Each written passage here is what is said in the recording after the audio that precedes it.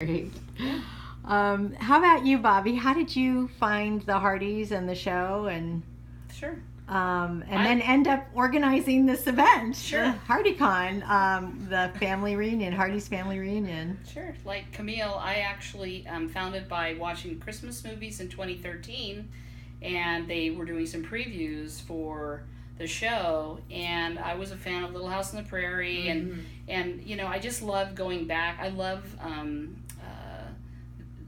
that kind of genre and the era, the period pieces, because going back to a time of just where faith was just an instrumental part of the community, and pretty much everybody in a community was faithful, going to church, and people, it was just more community based. And so figuring that I was just going to love the show based upon what I was seeing in the previews, so I found the Facebook page. I was not on Twitter, but then I saw posts on the Facebook page about tweeting, and I was a little intimidated at first, and but I wanted to tweet with the rest of the Hearties and the cast and the crew, and so I got a Twitter account and talked to my sons about how to use Twitter, and they taught me, and so it was just it was awesome, and so that just kind of built, and so we started talking about having Hearty parties, and Hearty parties started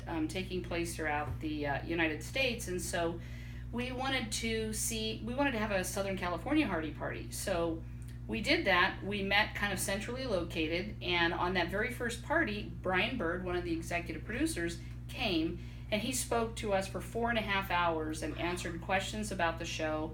We were floored that he would spend that kind of time and effort with us. And during that episode, or during that, meeting, another Hardy Night Joyce, we asked Brian, so how could we visit the set? And he said, hey, I'll do better than that. If you come and visit the set, we'll put you on the show. So she and I and my husband were fortunate enough to go visit the set in December of 2014, and got to actually be extras on one of the episodes. And after having that experience, it was like, gosh, I think others are going to want to have that experience. And there were a number of other people that got to have that experience in season 2. Well, then out of that came, wow, could we have like a convention? So I talked to Brian and said, is that a possibility? I mentioned it to Daniel and Aaron at a Hallmark event that I ran into them. And Daniel and Aaron are... Daniel Lissing and Aaron Crayco are the 2 stars of the show, When Calls the Heart. And I just happened to see them at an event, and I mentioned that to them. How would they feel about attending like an annual convention? And they gave me kind of a little puzzled look. I think that really kind of scared them. They weren't really quite sure what to expect. But, I think they were open to it. And so basically over the next so many months, I had a couple conversations with Brian, and Brian felt that if we were going to have like an annual convention, it should be in LA, because that's where the stars are, if we want the stars to be there.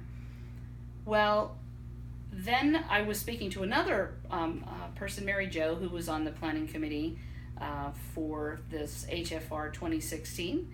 And she mentioned she actually visited a Hardy party in Washington State, and they were all talking about they're just going to go visit the set in season 3. And she came back with that, and we talked about it, and I said, well, I don't think they can just go. I mean, they're going to have to work with Brian to make that happen. And I realized what a wonderful experience I had, so I thought, hey, maybe we could actually have like the convention at the set. And we were thinking though, like summertime, like not when it was in production or anything. So Brian and I had a couple conversations about it, and the more we talked about it, kind of like the light bulb was going on, and he was seeing, wow, I think maybe this could work. And he was really open to it, and but he needed to talk to his partner, so he needed to talk to Brad Cravoy and Michael Lennon Jr. and Hallmark to see if that was feasible. And they kind of liked the idea, so we started having planning meetings in about, I would say, July of 2015. And our very first meeting, we weren't really quite sure what kind of budget we were going to have, how we were going to do this. But it just kind of snowballed from there. We ended up having planning sessions. We met like once a month for the next few months, and we had 5 core people on the committee. That was Denise, Mary Jo, Joyce Keeler, Kim Ferguson, and myself. And we just kind of went through all the details, kind of anticipating what to expect.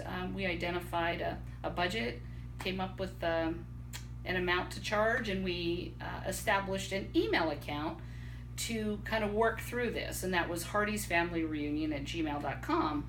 Well, then, really probably a week or two after we did that, Brian says, hey, let's get Nicole Hansen with MPCA on this call. And then you were in the next call, and we discussed how Eventbrite could work with organizing this whole thing. But we had already sent out the way to sign up for the reunion, because as I met with Nicole and Brad via conference call to figure out how to set it up, well, we figured it would still be worthwhile, because we could still do email blasts, and we could still create a list of attendees and things like that on the Eventbrite site. So what we did was I went out and I took, as everybody was signing up for it, Joyce Keeler kept an Excel spreadsheet of everybody. I entered all that information into Eventbrite, and it was a great tool. It was actually pretty easy to use, and I can see for the future how that is the way to go, that we would want to use that directly and not do anything off the side. It can all be managed on Eventbrite. So I'm hoping we have the opportunity to do this next year, and we will do it on Eventbrite. Great. Is there anything else that we might have not thought of to talk about the technology and how has technology brought you together with other fans? I mean, what did you learn from this event? And maybe how appropriate Hearties Family Reunion was for the theme. Well, I do want to say, I want to address, I failed to mention that, but the Hearties Family Reunion name came from Brian Bird. When we talked about the conference, he says, what are we going to call it? And that was his idea, and it was so fitting, because as through the Facebook page, through Twitter, through Instagram, a lot of Instagram accounts that are clearly just posting pics of When Calls the Heart. It has brought so many people together, and this fan page that Camille and Debbie spend so much time and work and effort on. We have prayer groups that have come out of it, and I had a friend. Just notably, I had a young friend, a gal that was in a Bible study group of mine, whose husband was 29 years old and had a stroke, and asked for prayer for him. And there were over 1,000 people that were praying for this young man, just simply from this Hearties fan page. And how powerful is that? Mm-hmm. And that's the kind of people that are on this page, that Hearties really care about each other. Mm-hmm. And it's become this truly big family, and it's just phenomenal to meet people all over the United States and the world, and communicate with them, and we've just become one. Yes, we feel like we have good friends literally all over the world because of technology and the way we can communicate. Yes. You couldn't have done that 20 years ago. It's right. We wouldn't be as connected. We, are able to. A big thing for a show is to trend on Twitter. We talk. It's more than just, let's punch this in. It's a family that comes together, that rallies around this show to support it and hopefully bring it many seasons. Mm-hmm. And we couldn't have done that. Right. I mean, we literally have great friends in Ireland, in France, mm-hmm. in the UK, mm-hmm.